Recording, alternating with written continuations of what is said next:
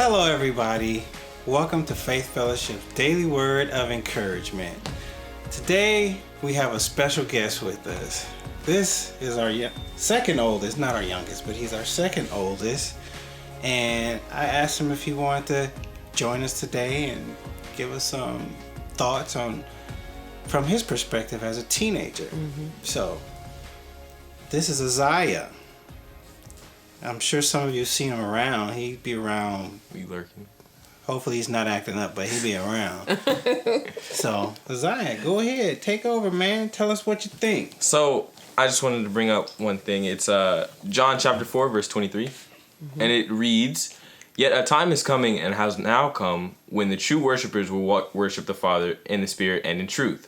For they are the kind of worshipers the Father seeks. God is Spirit, and his worshipers must worship in spirit and in truth." And a phrase we used to often hear around the church was, worship is not the way that we sing, it's the way that we live. And it's just interesting to come into the church and see like a kind of dynamic that kind of goes against, but is kind of controversial. Or, yeah.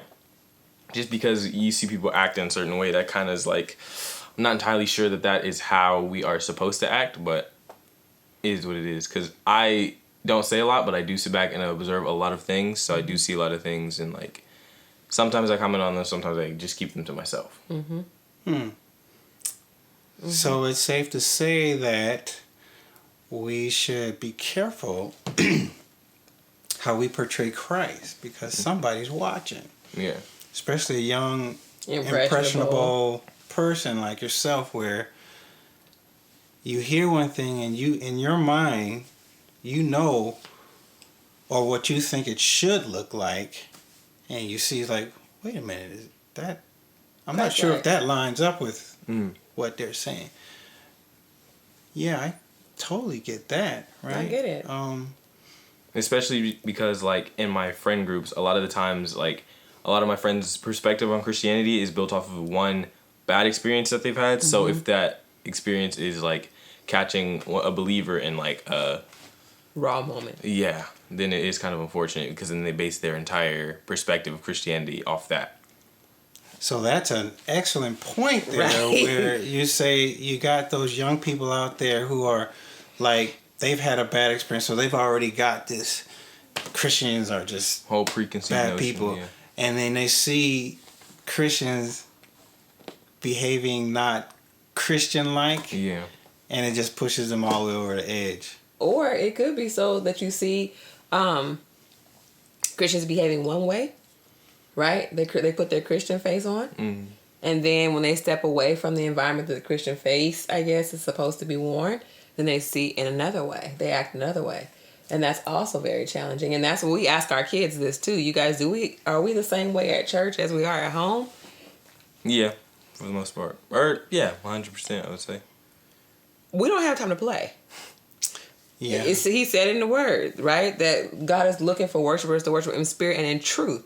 That right there, the truth, I mean, that's what we need to walk in. Right? That's the hard part. And considering that you're 16, he'll be 17 at the end of this month on the 30th. Just thinking that we're preparing for him to like leave the nest and, just really, really continue to impart the word of God into you, and don't want you to have to deal with that, the juxtaposition of the word. You see it one way, but then you see it one way. And it's portrayed differently. And it's portrayed or lived out differently, but they're not what they should be. Yeah, everything is not what it seems. Right. And so it's kind of hard as a parent to try to explain away the questions to make it make sense when it's just flat out wrong.